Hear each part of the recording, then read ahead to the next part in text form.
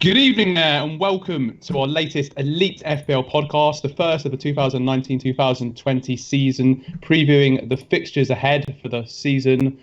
And as ever, I'm joined by my good friends Steve and Jason. How are we tonight, chaps?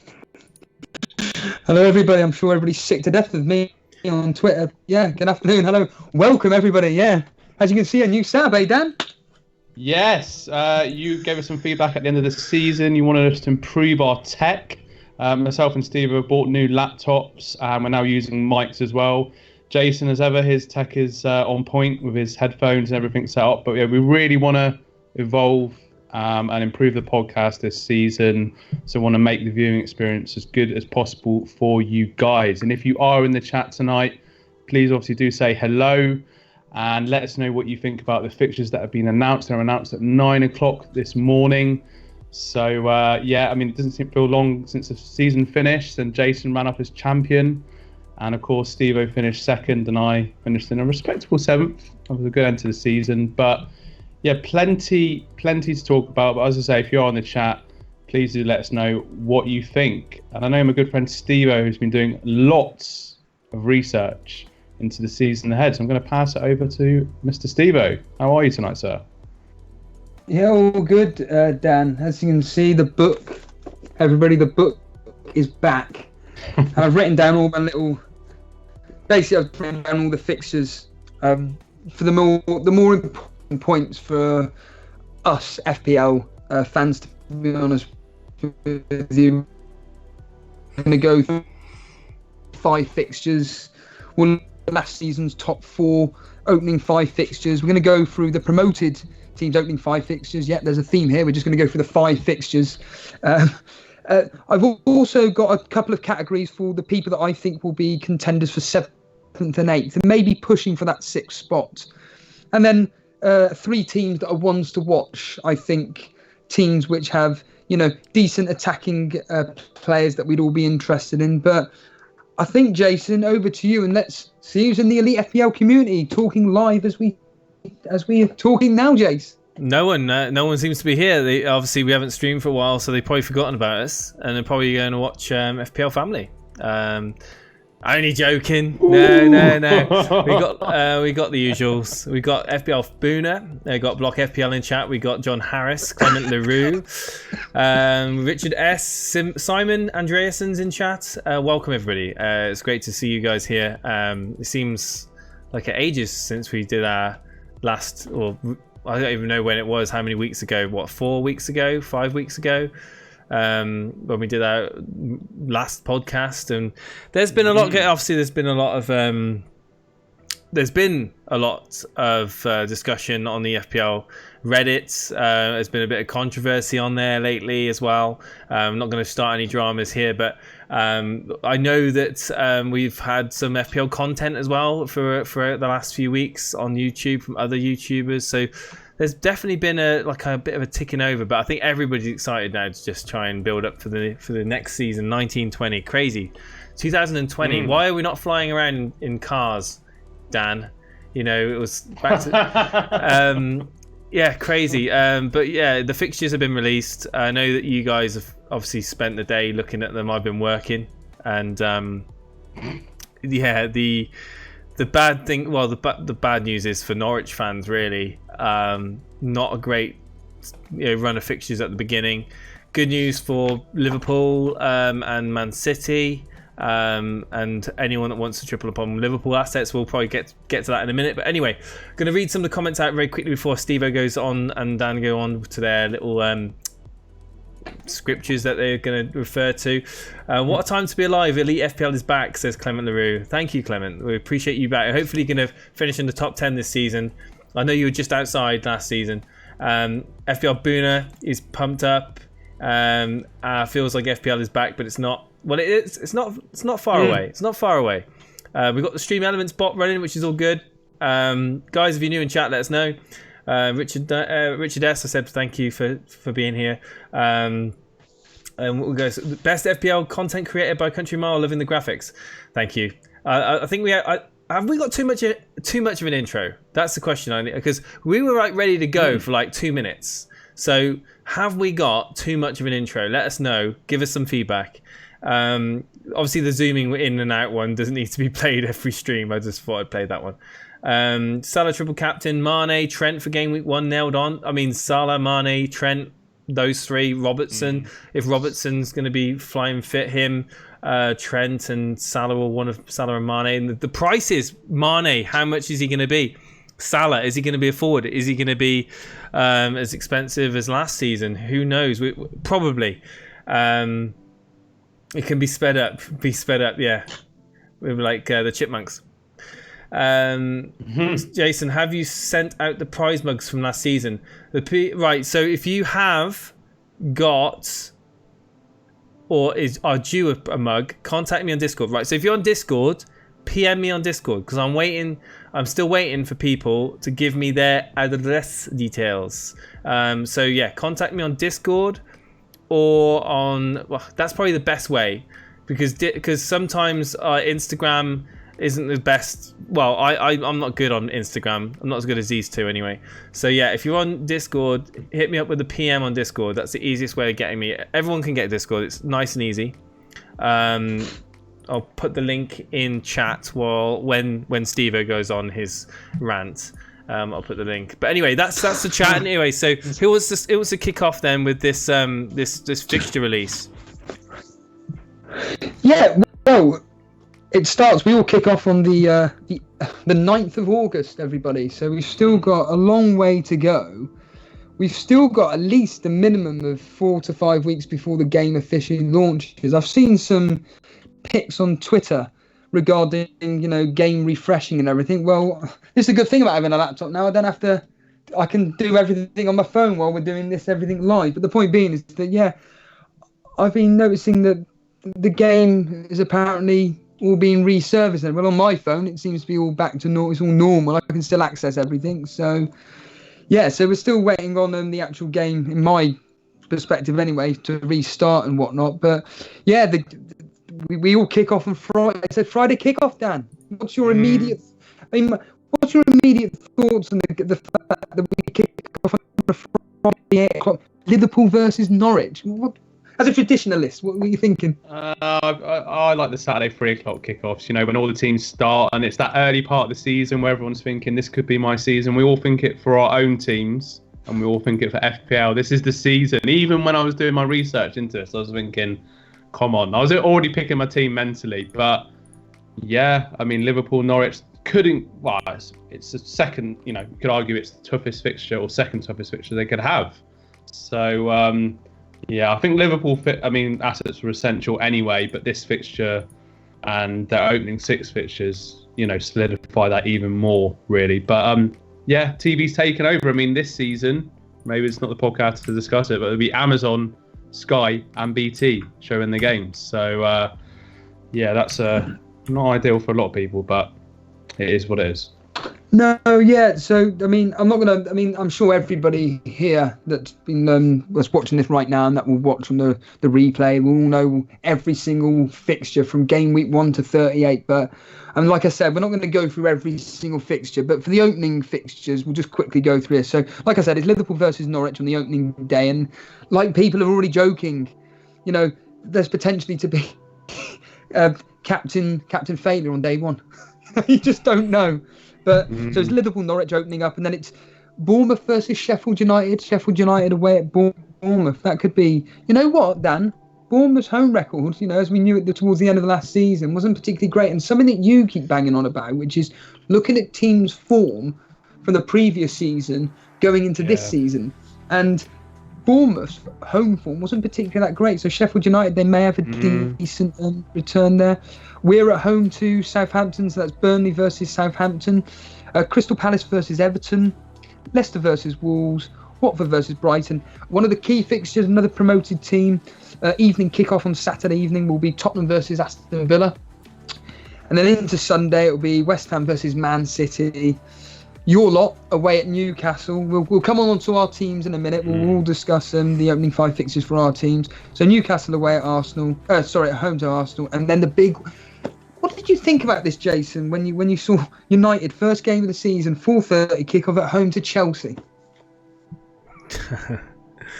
Not too worried because Chelsea aren't exactly in a great spot at the moment.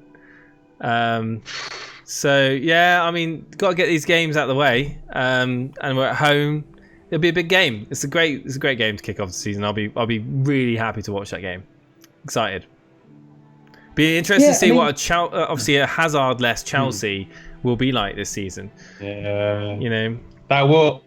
I mean, like you said, it is interesting about Chelsea because they've got this transfer ban. They've got Pulisic coming in. Obviously, Hazard's gone, but they're doing this appeal to the sports committee that decide these things. But if that appeal is not successful, then they're not going to be able to sign players. And they've got all these players that they've had out on loan, like Batshuayi, and other players as well. Obviously, Kurt Zuma, that's been on loan to Everton, Stoke previously. So what will their players' future be? Players that have been tossed away, they need them back now. So, could be some interest. And Batshuayi, that was the one that come good, final fixture of the season. So, it'd be interesting. Yeah, I mean, we'll quickly run through United's fixtures for you, Jason. So the opening 5 fixtures, you're at home to Chelsea, then you're away at Wolves, then you're at home to Crystal Palace, away at Southampton, and at home to Leicester. So actually, not a bad opening 5, Jace. Maybe that Daniel James will be able to do something. Yeah, definitely. I don't see why not. I mean, it's going to be interesting because obviously there's a lot of stuff behind the scenes at United at the moment where a lot of uncertainty, and I'm a little bit nervous at the lack of progression in terms of reaching out for talented, more talent to come to United. I think the days of being able to just pick and choose from the cream of the European talent pools is probably way behind us now. And we have a subscriber, and that is James Hyde. Welcome to the stream. Welcome to the community. James Hyde. Here we go. Welcome. Thank you for subscribing to the channel. At the moment, I'm just going to wait and see, and hope that Ollie and his staff can get the team on the right positive mental attitude going into the season, because we certainly didn't end it on a positive mental attitude. I mean, I just want to put the cat. I love my transfer speculation talk. I live for it. I live for the transfer speculation talk, and put the cat amongst the pigeons a little bit. This is speculation. If Gareth Bale was to go on loan to Manchester United, would that be an asset worth having? And how much would you value him at? Because obviously he's having troubles at Madrid. I don't really fully understand the attitude of the Madrid fans, but obviously they've got. They've never liked him, have they? No, I mean, for my mind, he's done well. I remember the goal in the Copa del Rey final against Barcelona, the ninja kick against Liverpool, scored some the goal against Atletico Madrid in the previous final. So I don't understand it. But if he was to come to the Premier League, and it would be Man United, I think would be the main destination. How much would you value him at, and would he be a player to consider? Pure conjecture. I mean, you are completely right. I mean, if he was to come to the Premier League, no matter what team he came to, I'd love to see him at Chelsea. I don't know why. Maybe almost like a swap deal, like Hazard to Real Madrid, and even though that's basically a done deal, but Bale coming over to Chelsea, that would be that would be something special. But I reckon if he was to come into the Premier League, it'd be something like. You have, yes, yeah. I mean, and also Wan-Bissaka, United bid for him on the weekend, and they're gonna. As soon as I saw that bid, I was like, Jason's going to be loving it. He's going to be able to get Wan-Bissaka. He's going to be able to get a United player into his team. I think that'd be a great signing for United. And could boost the. Wan-Bissaka's a great defender. I mean, sorry, Steve, for cutting you up, by the way, but seriously, just like the idea of Bale coming to United, I just can't see it happening. I think United need defenders more than anything else at the moment.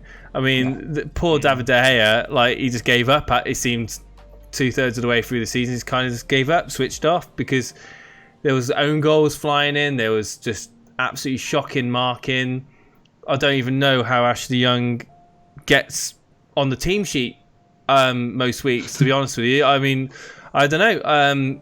And yeah, anyway, without going on a rant about United's defence, they do need to just they do need to start at the back. It's like Arsenal; they need to start at the back. We need we've got Pogba. he's a big personality, and you know, if he's on top of his game, there's very few people that can match him when he's on the top of his game. He's a powerhouse, and you know, I don't know. I don't know what Man United's going to start this season. I really don't, because we had the Christmas period where everything was going perfect, and I was thinking, this is it. It's like the second coming of Christ at United or something, and then and all of a sudden it was just like, okay, back to the Moyes days. Well, Moyes wasn't too bad. Moyes wasn't too bad, actually. No, I didn't mind Moyes. It was Van Gaal, and then yeah. Anyway, hold on a minute. I know we're not going, but Van Gaal won you a trophy and got you back into Champions yeah, League. but it was a boring football he was playing. That it was just like, and he gave Rashford his chance. He did. Yeah, he did. It was like, but it was the boring football. Yeah. That's like he'll be forever known as the philosophy, the boring philosophy. But the guys in chat talking about Pogba won't be there come the start of the season. Jay, his agents in London, and he said that had his ban removed. Yeah, probably not. But you know, at the moment he's a United player. But yeah, I wouldn't be surprised if he does leave. Rashford might be a nice option now that Pogba and Lukaku's leaving. Yes, I do like Rashford. I've always liked Rashford, but he just hasn't had the consistency at the moment for a lot of FPL managers. With Lukaku making way, yeah, definitely. So yeah, what about so this? Moving on then from United, let's talk about Arsenal and their start to the season. They start off away at Newcastle.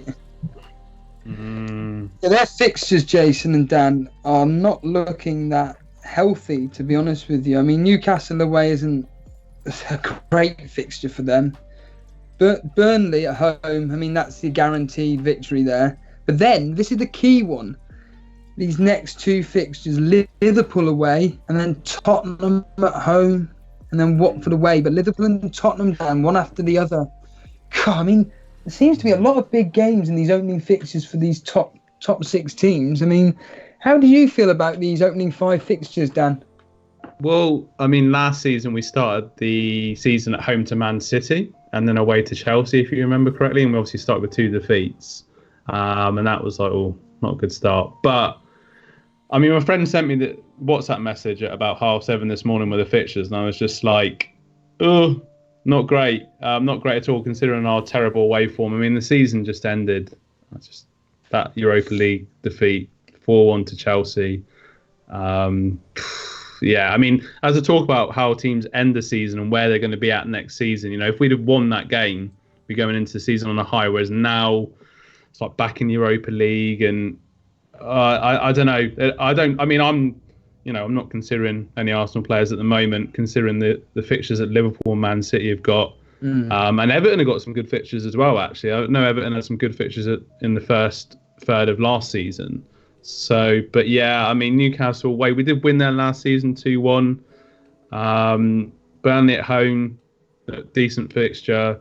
Liverpool away, all I can just remember is getting battered at Anfield 5-1. Tottenham at home, did win that last season, but Tottenham, you know, they're going to be coming into the season strong with a new stadium. They got runners up in the Champions League, but FPL Boona, you still haven't won anything. But said like a such a bitter Arsenal man, waiting for the Emirates Cup to come back so I can talk about trophies. But no, it's not a good start to the season. But you know, you got to get these games out of the way. I mean, Liverpool away, it's a game to look forward to watching if you don't support Arsenal. But yeah, won't be getting any defensive assets in. Just waiting to see what FPL Boone has been saying in the chat now. Straight to the jugular, he says. Yeah. I mean, moving on to my team, Burnley. So we're at home to Southampton, a decent fixture. And I found out today that they bought Danny Ings for 20 million. But what are your thoughts on that? Wow. Okay. Well, there we are. Wow. Yeah. Do you know what? Not necessarily reliable as an FPL asset, Danny Ings, but in real life football, watching him on Match of the Day, you can see why they bought him. You know, he's a decent Premier League striker. Had some good seasons previously. Does a lot of good work off the ball, very hard working. Scored twice against Arsenal at St Mary's. Back in I think it was November or December last season. So Southampton finished the season really well. The manager did a fantastic job. You just brought back a memory of course, I was the one that trebled up on Southampton defence after they had that fantastic defensive displays against. I can't even remember now, but they were doing really, really well defensively. And then, of course, when people like myself decided to triple up on them, because did they not have a double game week or something towards the end of the season or whatnot? And I thought, yeah, I remember now. The likes of Valerie and that's it. Yeah. And then they decided to go and concede 3 goals. Their games were 3 2s and 3 3s, and it was just something absolutely ludicrous. But yeah, so we're kicking off with Southampton. Then we're, like we've just mentioned, away at Arsenal. Then away at Wolves. Although we did beat them at our place 2-0, wasn't it? And then yes. Liverpool at our place at home, of course. We always seem to do okay against Liverpool, but they always just seem to end up with their quality coming through, just about beating us. And then Brighton away. Again, we got a decent... But Burnley, we're one of those teams where it's like we literally have 2 halves of the season. One half will be really good and the other half will be just atrocious, or vice versa. Last season, we started off atrociously, then we ended really, really well. The season before that, we started off really, really well, then we finished off badly. And then prior to that, it was just again, we started off badly and ended up really well, just surviving. So, yeah, I think moving on to some of the more big-hitting teams. So you've already mentioned Liverpool at home to Norwich, Southampton away, Arsenal at home, Burnley away, Newcastle at home. I mean, these are just absolutely fantastic fixtures. And then just quickly, Dan, just to finish with Man City away at West Ham, at home to Tottenham, Bournemouth away, Brighton at home, and then Norwich away. We've already mentioned it, linking it in. I mean, this is what it's all about in fantasy football. I mean, there's a lot of talk already about tripling up on Liverpool, Man City, and it just makes complete sense. I mean, one thing I was going to add, obviously, the football season never feels like it finishes, and it's the African Cup of Nations. This summer, so obviously a very important tournament for Sadio Mane and Mohamed Salah. Want to do well with their countries, get far, progress. Who knows? There could be a game where they play against each other, which would be very interesting to watch. But if they both progress in that tournament, how's that going to affect Klopp at the start of the season? Because it's a long season. They've got to the Champions League final, then they're off with the national teams. Is there going to be, I'm just speculating, but Salah gets all the way to the final of Egypt, and What is any of you guys considering Divock Origi? Well, depends on this. Like I said, this situation. I mean, Origi had an amazing. Talk about turning around your career at Liverpool. To score the winner away to Newcastle, score the decisive goal in the Champions League final. And, to be honest, I rate him over Firmino at the moment. And a winner in a Merseyside derby as well. So Firmino had a bit of a disappointing performance in the Champions League final. Second half of the season, Firmino was really off the boil for me. Yeah, so it'd be interesting to see what value Origi will come at, because obviously he was like that budget striker people were looking at towards the end of the season as differential to catch up people in their mini leagues. So it's a decent shout. I don't know what people in chat would say about Origi as a early season differential. Just reading Booner's comment. What's he saying now? Imagine Arsenal's fans giving it large after losing to a shit Chelsea side 4-1 in a BTEC European Cup. I've got to say, Buna, that defeat was awful, but I just knew that come the weekend, as bad as I was feeling, because that was fucking shocking, that second half. Excuse my language, but it's terrible second half. I wanted to do a video on it, but then I realised it's not an Arsenal fan channel, it's an FPL channel. So, but fair play to Tottenham. You're better than us at the moment. We still don't want anything. So we'll see what happens this season, but yeah. Back to FPL, because I could go on all night. Good evening, FPL Classico. We just got home after a busy day at work. Pumped that we're one step closer to the new season. If you tripled up on both Man City and Liverpool, which way would you go? City. Yeah, he's got here. So Edison in goal or Laporte. I would go. I think value for money, Edison probably. Whoa. Yeah, I think I'll go Edison and then Sterling for definite. I would definitely have Sterling in my team. Who would be my third? Aguero, surely. I don't know. It comes down to money. It comes down to money, Steve-O, at the end of the day, doesn't it? And like, if we were thinking of getting in, like for example, I'm thinking about getting in Robertson and Trent, right? That's going to be what? Best part of 14 million gone straight away. Yeah. And then if I start saying, right, we'll bring in Sterling, it's 11 million. All right, we don't know the final values, but that's at least 11, maybe 11.5 million. No, it's probably more than that now. Actually, it's probably like 12. Yeah, I wouldn't be surprised if it's 12 million sterling. Well, we're not going to have enough money to get all these players in. You just reminded me, though, Jason, that one of the reasons why I started so well this season is I actually ripped my normal book of playing fantasy football, and I just thought I'm going to be playing the fixtures rather than. This is going to be really, really, really weird what I'm about to say, but how I've always been a relatively decent FPL player, and I'd always used to start the season with like spreading my money across all teams, getting value out of most people, and then last season was the first time where I thought, no, I'm going to actually just bulk up on X amount of players from whatever team, and in this case, I think I'd be more than happy to triple up on Liverpool, Man City, so that's 6 players. Right. Then what, you're going to buy 4.5s all budgets then?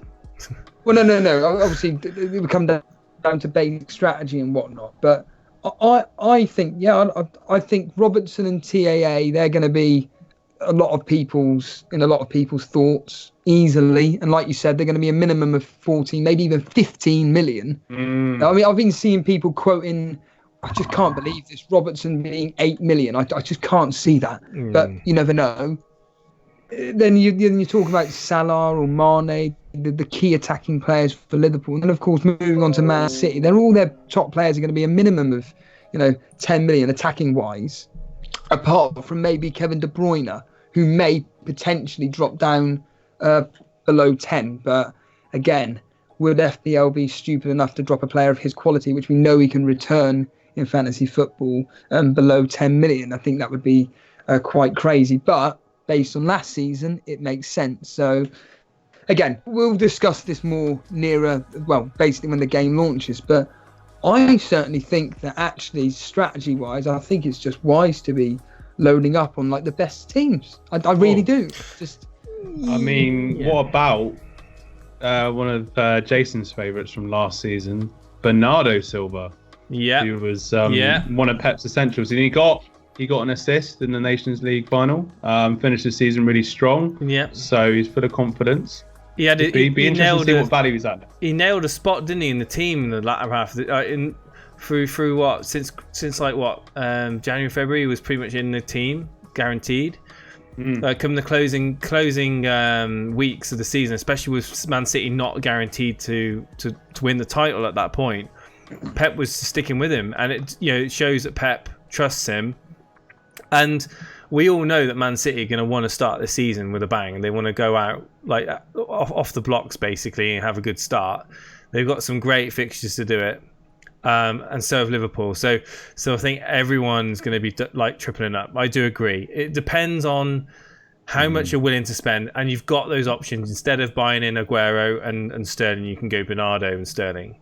Instead of you could even go double defence and Sterling. If you wanted to save a bit more money, then you could have people still probably bringing in Van Dijk as well. He's going to be a little bit cheaper, I'd imagine, than Robertson still. So there's money to be saved, and I mean, if you could even go sideways and go with my thought on Origi. I mean, it all depends on what happens pre-season, but there are obviously moves that you can do that can save you the money as well as potentially get you some really good differential returns. And I understand what you're saying, Steve, about not picking last season about playing it smart and having a balanced team, but and trying to be a bit more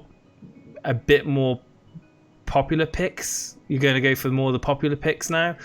I think that there's definitely a balance to strike. I mean, you don't want to overload your team with starlets that are costing stupid money, because you will have a really poor weak bench, and you're going to end up backfiring. I think.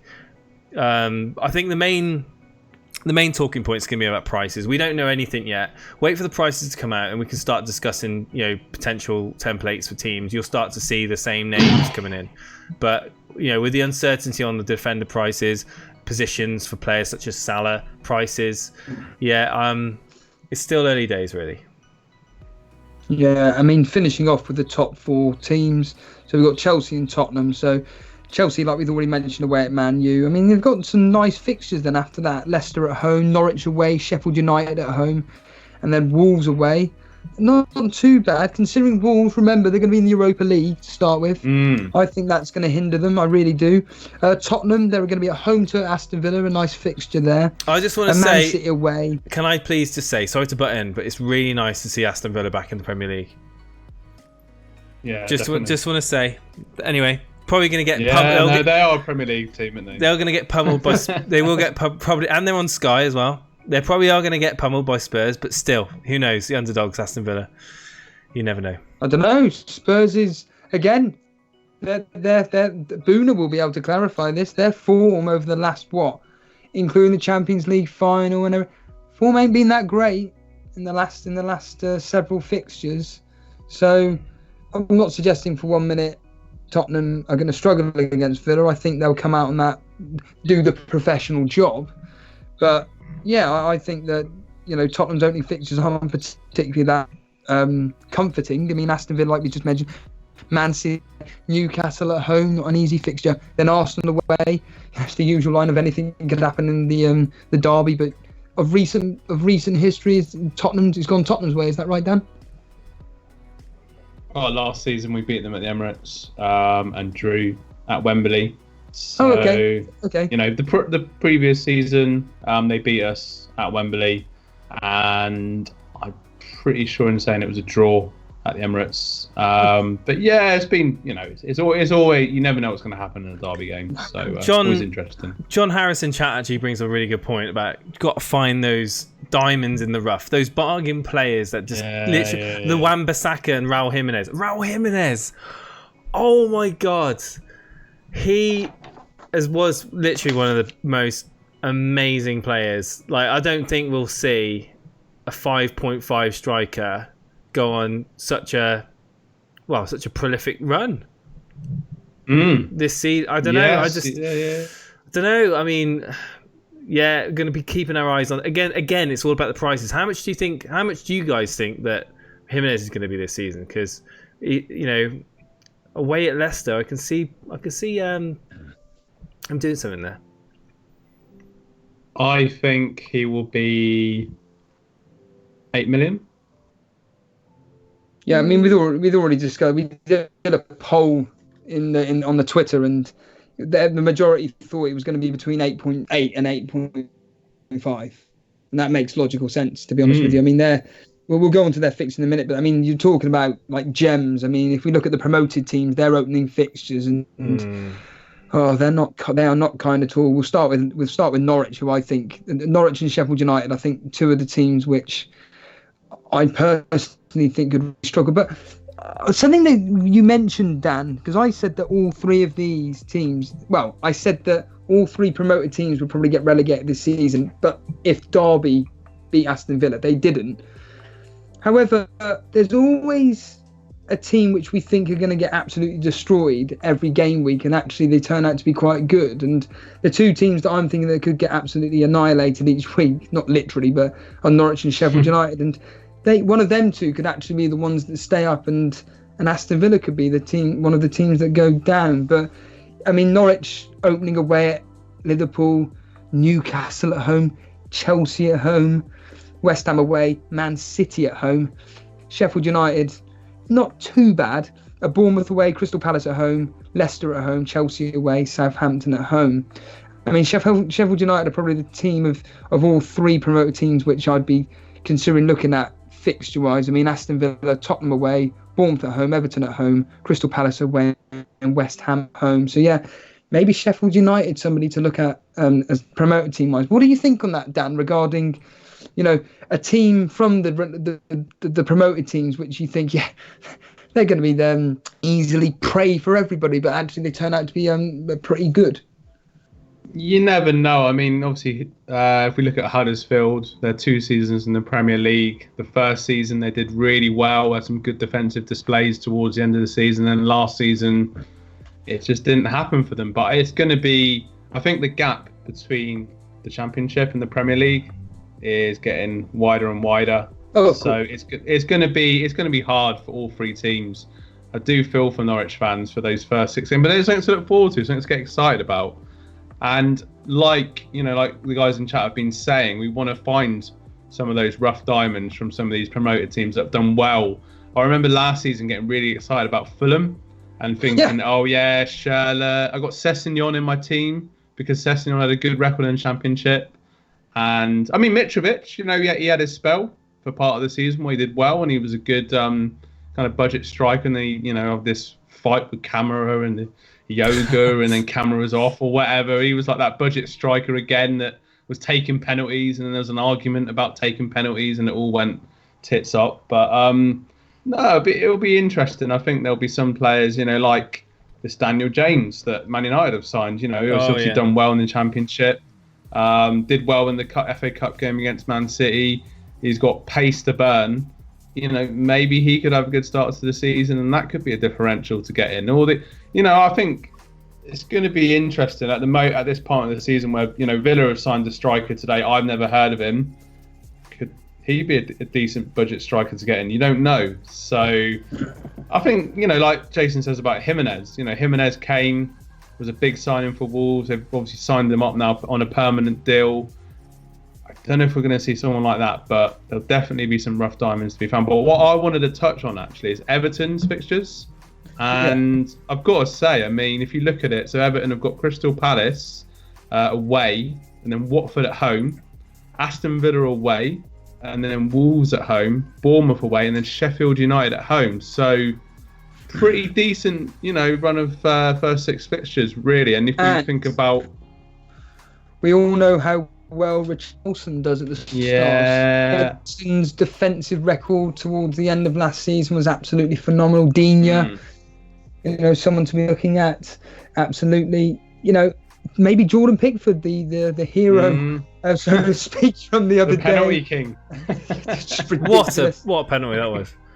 It was a great penalty, fair play. I think Pickford is an interesting one because he plays well for England, but then for Everton, the second part of the season, particularly that game away to Newcastle when he was getting all the stick and he was kind of taking his eye off the ball, making some mistakes. But yeah, but he plays Sigurdsson, well. He plays well for England, but then he realises, hang on, I'm an Everton player.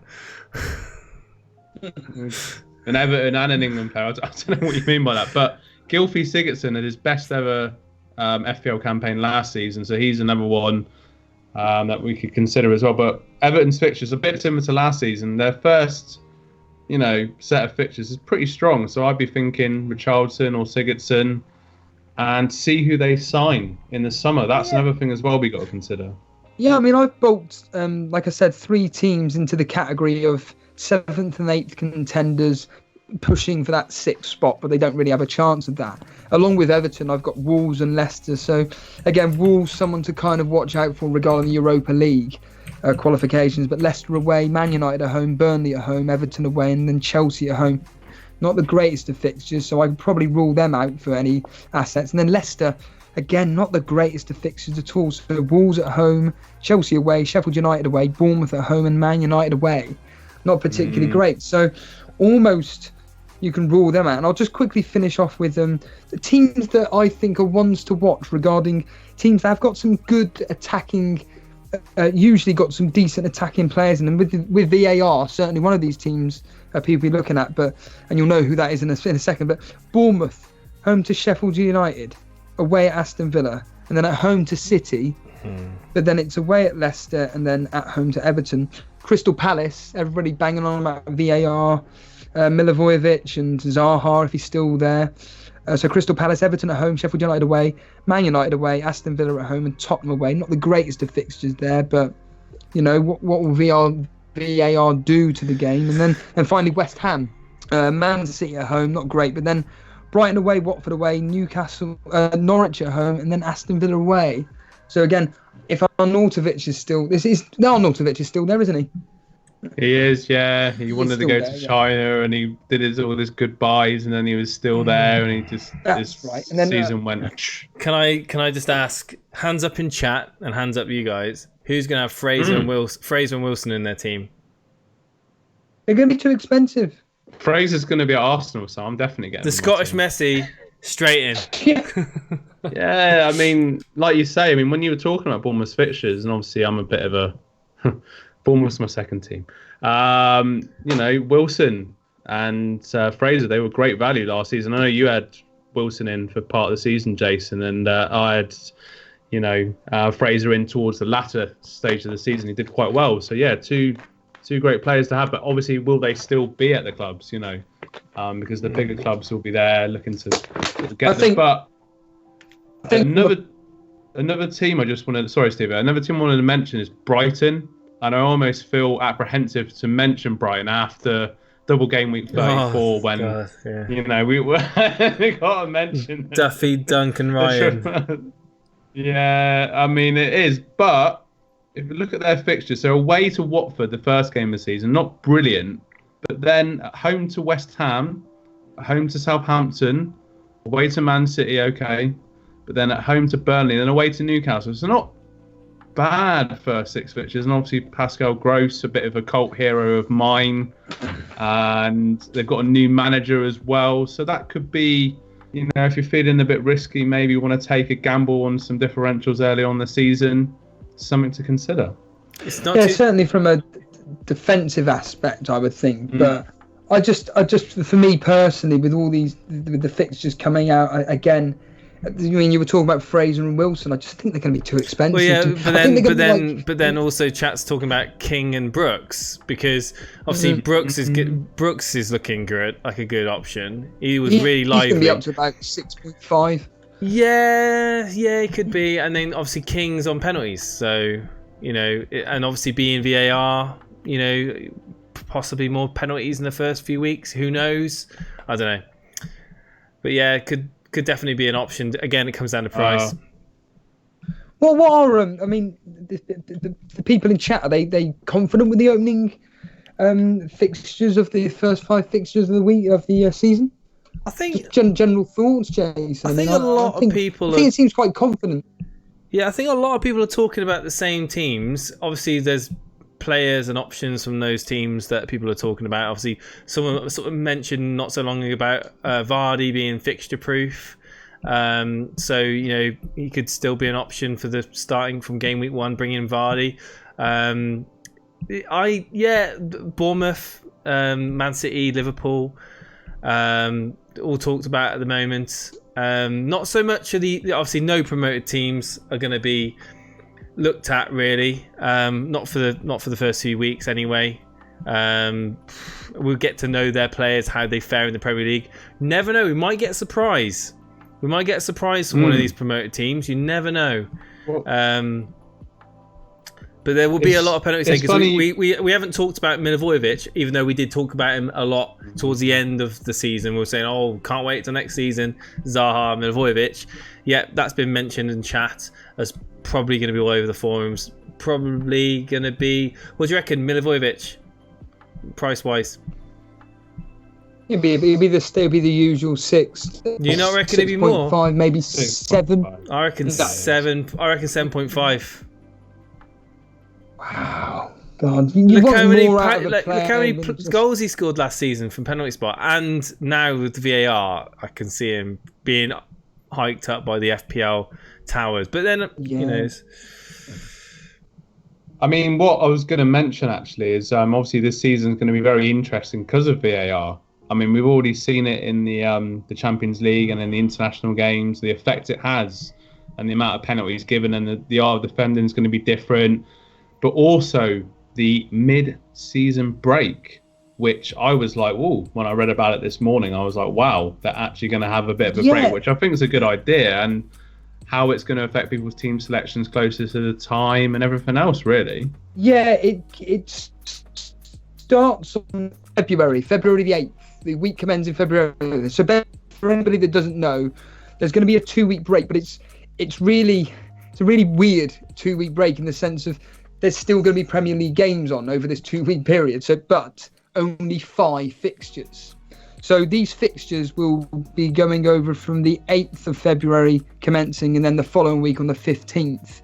And just to give you a breakdown of those fixtures, so let's just say, for argument's sake, they literally just split it down the middle. So it would be Arsenal versus basically, bizarrely, it's literally the reverse of the opening fixtures of the season. So Arsenal at home to Newcastle, Aston Villa versus Tottenham, Brighton versus Watford, Chelsea, Man United, Everton, Crystal Palace. Then they would have a week off, and then that week they're having a week off. The next 5 teams play, so it's Man City, West Ham, Norwich, Liverpool, Sheffield United, Bournemouth, Southampton, Burnley, Wolves and Leicester. So it's certainly, for me, it would be it's going to be really, really interesting to see from a strategy point of view how the fixtures will be broken down, because could you imagine if the Man City and Liverpool games were split across 2 different game weeks?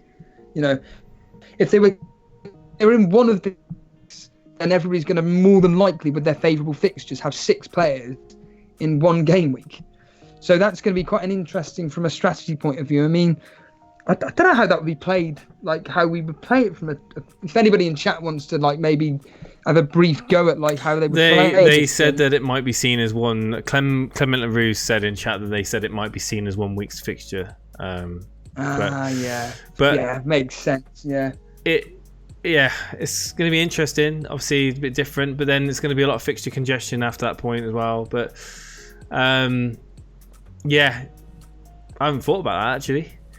And Liverpool on Club World Cup tour in December. Yeah.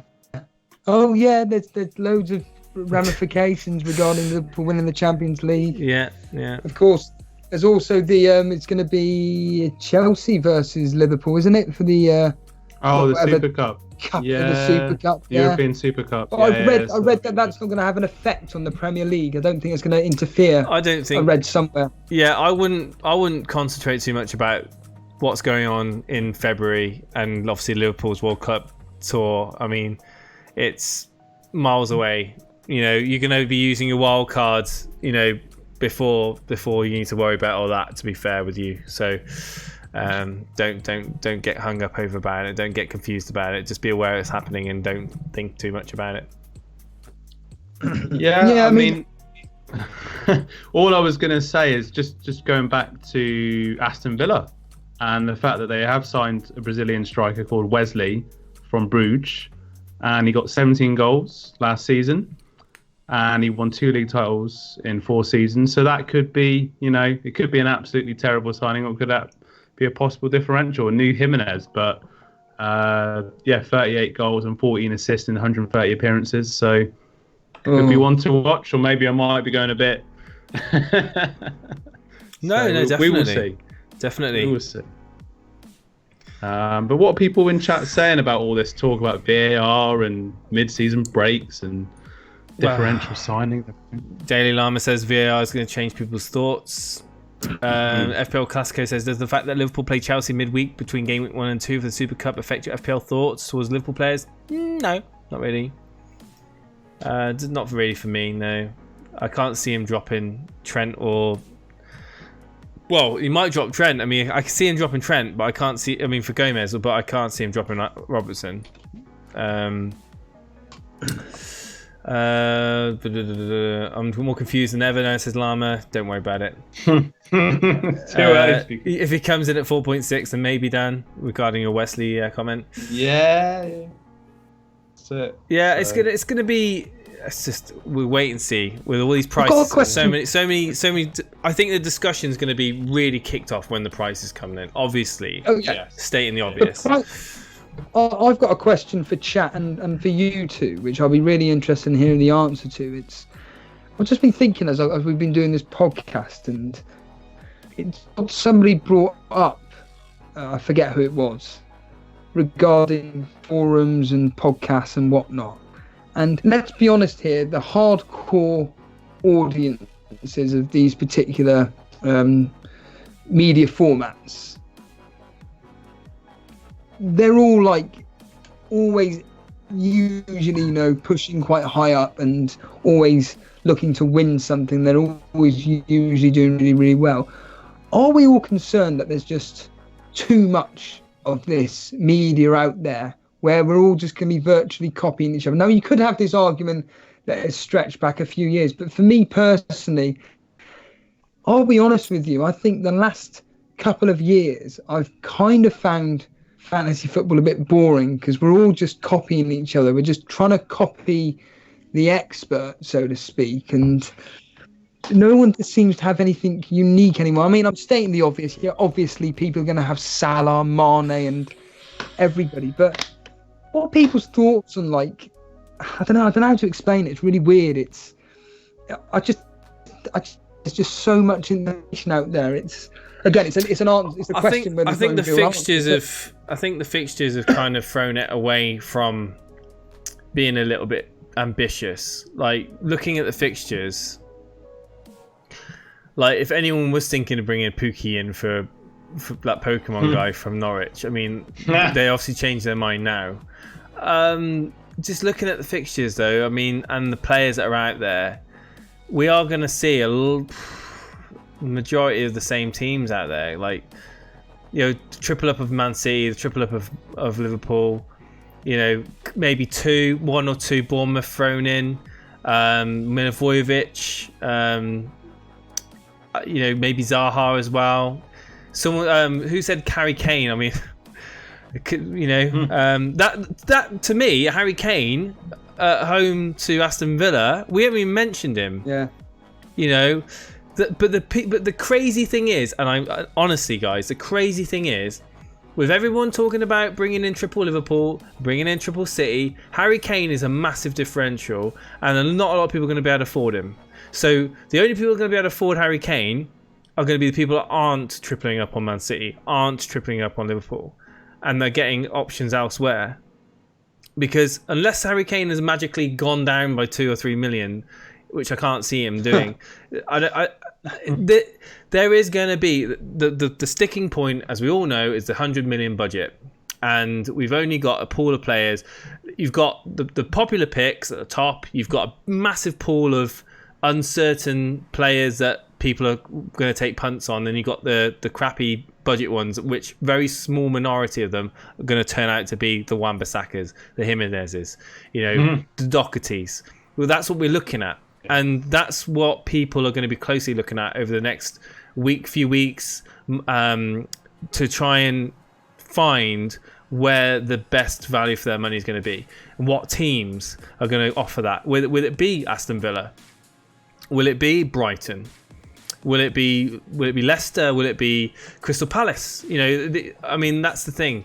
And obviously, all the signings haven't all been done yet. There's going to be movements as well. We're constantly looking at the transfers that are coming in and out. And yeah, I honestly, for the first time in a long time, I'm not looking at Chelsea at all. And someone mentioned in chat about Daniel James being worth the risk if he's at the right price, because United, obviously a lot of the season United weren't even looked at because of their form and because of the prices. Oh, God knows what Alexis Sanchez will be if he's even at United. But the to me, the players like Daniel James, I think, could be those diamonds that people look at getting in the first few weeks. That's my opinion. I think a lot of people are probably going to agree with me. There might be people that are playing it safe and sticking with the players they know, but it's those players that have performed outside of the Premier League, that you want to take a risk on. But anyway. Well, it just reminds me of James Maddison, of course. He was one that stepped up from the Championship. Well, was signed by Leicester when Mahrez left, and had a good season. Be interesting to see what his value is. with the England under-21s at the moment. We'll be looking to get into that full England team and do well for Leicester. So yeah, there will be up-and-coming young players, and it'll be just interesting to see what players are signed during the summer, and also, of course, pre-season as well. See what people do in pre-season. That gets your thoughts. I mean, Hudson-Odoi, he had a good pre-season last season. Sorry. So with Hazard gone, obviously he's signed for Real Madrid today. Hudson-Odoi, could he be one? I know Steve-O's a big fan. The problem is there's the Hudson-Odoi and even Ruben Loftus-Cheek. They're not going to be back till January. They're not going to be back till January. So Hudson-Odoi may be back a bit earlier, but Ruben Loftus-Cheek is not going to be back till January, February time. And just when he finally gets started to play.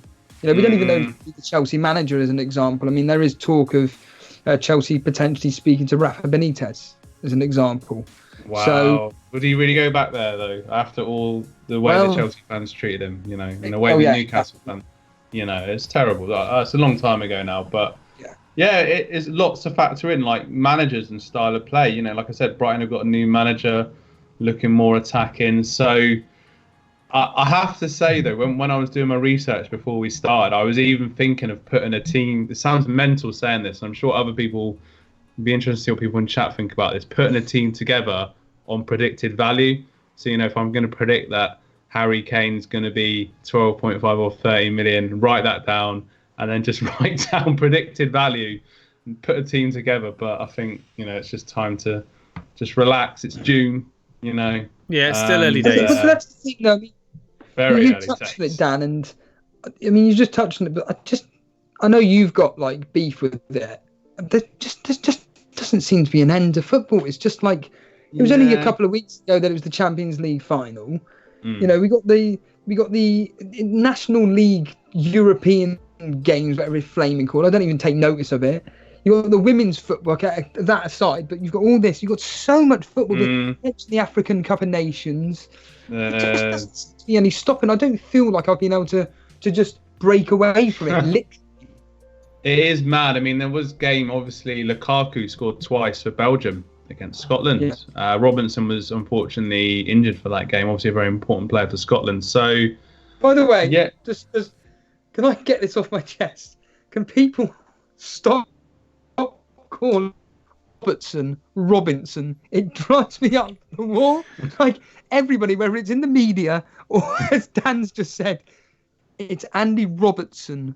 Son, okay, just but sorry, Dan, go for it. Yeah, all right, mate. It's 10 o'clock. It's Robertson, not Robinson.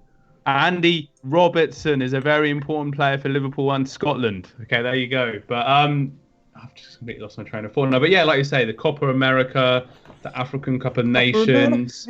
That'd be interesting to watch. I mean, I've got to say, from a real football purist fan, I'm like happy about it, but you get to a point where you do miss having that little bit of a break, and these players are not machines. At some point, they just need, a few weeks, and then we can, it's just crazy. But from FPL perspective, it does get you thinking about things, when you're watching other games, and it's like, oh, Lukaku getting a couple of goals for Belgium. Admittedly, it's against Scotland, but no disrespect. But talking of, you think?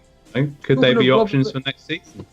Talking of Robertson, any news on his hamstring injury at all? Apparently, he was mentioned that he may not be able to start the season. But again, if you don't know, I know he scored. I know obviously he didn't play against Belgium, but I can't remember who they played. But he scored in the previous game. But yeah, he got a hamstring injury, so hopefully he'll be fit and raring to go for the start of the season. But it is interesting, and we'll have to see what happens. And if, as I said before, Mane and Salah, see how well they do in the African Cup of Nations, how far they get, and how that affects the start of the season.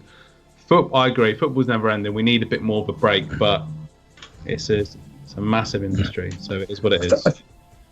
I think that's going to conclude it there, Jason. But any more final thoughts in chat before we wrap up and go to bed? Steve-O is definitely going to regret saying that. Saying what? That's quite ominous. And obviously, Boona being Boona, No, Llama. Sorry, being Llama says now that you've got a laptop, I'm sure you'll be researching lots of other stuff besides football.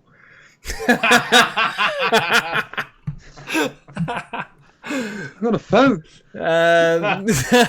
And yeah, we're all glad to see you guys all back in the chat. 5.5 Alonso maybe a lure. 5.5 Alonso, really? Do you really think he'd be 5.5? I don't know about that. So yes, Sterling post Christmas chopped ranks. Hudson-Odoi and Loftus-Cheek could be vital for Chelsea this year. Yeah. Man City, Liverpool, the new Barca and Real. I've got to say, like, sorry, I know. I'm going to make a prediction. Real Madrid. Yeah. How much money are they spending? Like, they bought, obviously they bought Hazard and they bought Mendy from Lyon today or yesterday, and then they bought Jovetic or whatever his name is. Oh, Jovic is insane. Yeah. Yeah. Really good player, but like got him on Championship Manager 2001-2002 with Pete Smith. Smashes in the goals like him and Weghorst, man. He's absolutely crazy. But yeah, this is weird because every time we sign a player on Championship Manager, there's always something like a few weeks later it's in the news, like Ndembele, whatever his name is, Ndembele, the guys that Tottenham are looking at. That could be a Tottenham asset actually. That could be interesting. Ndembele, that's his name. But yes, everyone else is just hello, man, Dylan. Welcome to the stream, dude. We're just about finishing up.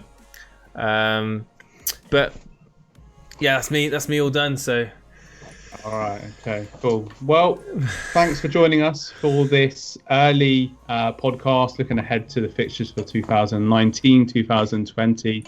Join us in the chat. Really do appreciate it. If you're watching us on the replay, please do give us some feedback and obviously subscribe, like, and comment as normal.